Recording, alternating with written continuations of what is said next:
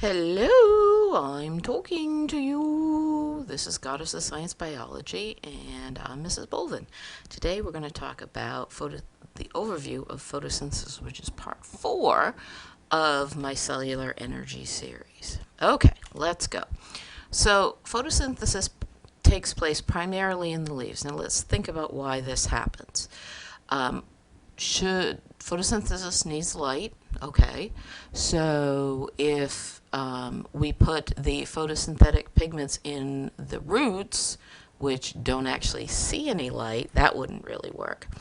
The stem or the trunk, if you're talking about a big plant like a tree, is not really a good place to put the photosynthesis pigments because there isn't a lot of surface area. So photosynthesis takes place primarily in the leaves, and if you've ever kind of watched a plant grow, I know that I must have like an incredibly boring life to sit there watching a plant grow, but it will actually grow toward the light, which is kind of an interesting thing, and the reason for that is it wants to expose as many of the cells that have the photosynthetic pigments in them to where the light is so that it can capture that light.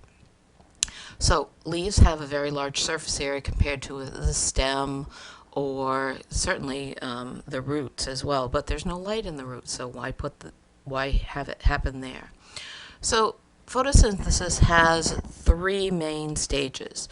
The first stage is capturing the sunlight energy.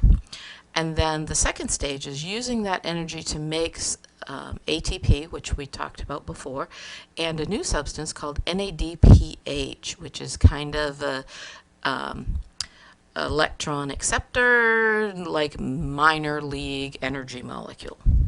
And then the last part is carbon fixation, where it uses the ATP and the NADPH to make organic molecules. Okay, so there are 3 parts of photosynthesis, but the first 2 steps, 1 and 2, capturing the sunlight obviously is dependent upon the light, and using the energy captured in the light to make ATP and NADPH, obviously those are going to be dependent upon the light, so they call those the light-dependent reaction. Because they need sunlight to occur. You got no sunlight, it ain't going to happen. And then we have the light-independent reaction, which happens to be step 3. Crazy thing about the light-independent reaction, it will occur as long as there is some ATP and NADPH available, which was made when the sun was out or when in light conditions. But it is when those things run out, that reaction doesn't happen either. So a regular supply of light is really, really important. So although it's called the light-independent reaction, it kind of depends upon the light-dependent reaction for things the energy to get it to go. So not quite as independent as one might think. So in plants, photosynthesis occurs in some organelles that we learned about called chloroplasts. And there's a lovely chloroplast. And chloroplasts are kind of an interesting construction here. They actually have 2 membranes here. They have an outer membrane and then they have an inner membrane. And that inner membrane is further folded into these little disc-like things called thylakoids. And then the space, before we get to the space, the thylakoids are all stacked up like green coins in here, and each stack is called a granum, and the plural of that is grana, and then all the space outside of these stacks of thylakoids is called the stroma. Okay.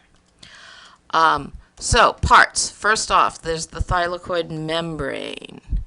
It's continuous with the phospholipid membrane that surrounds the whole thing, and it's organized into sacs.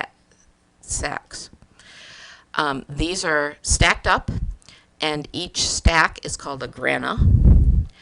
And the thylakoid membrane contains chlorophyll in other pigments for light capture, which is really the business end, because if we don't capture the light, there's not much going to be happening there. The pigments are grouped to form photosystems, because the pigments are the things that are going to be capturing it. We need something to capture it, so then it transfers that light to a system immediately. We call them photosystems. So the second part is the stroma, which is the semi-liquid around the thylakoid membranes, kind of gushy stuff going on there. The stroma contains enzymes needed to make organic molecules. So there's a bunch, when we get down into the nitty-gritty of this thing, there's a bunch of alphabet compounds that you will hear, so I want to kind of let you know what they are ahead of time. So this is those alphabet compounds, photosynthesis addition. So there's ATP, our old friend, adenosine triphosphate. We know about that one. We know about ADP, adenosine diphosphate. Okay, nothing new and scary there. Okay, and I apologize for these both coming in at the same time. We have NADP plus, and that's nicotinamide adenine dinucleotide phosphate. That's why we call it NADP plus. That just happens to be an electron carrier, and we'll talk about how that gets used. And then we also have NADPH, which we mentioned just a few minutes ago. That's the energy storing molecule when electron is added to NADP plus. Okay. We also have some more alphabet compounds, 3-PGA, which is 3-phosphoglycerate. And we have, not to be confused with G3P, which is glyceraldehyde 3-phosphate. Woo! These are kind of crazy names, I know. Okay, so think on those for a little bit. And that's it for this time. Thanks for joining me. Have a great day.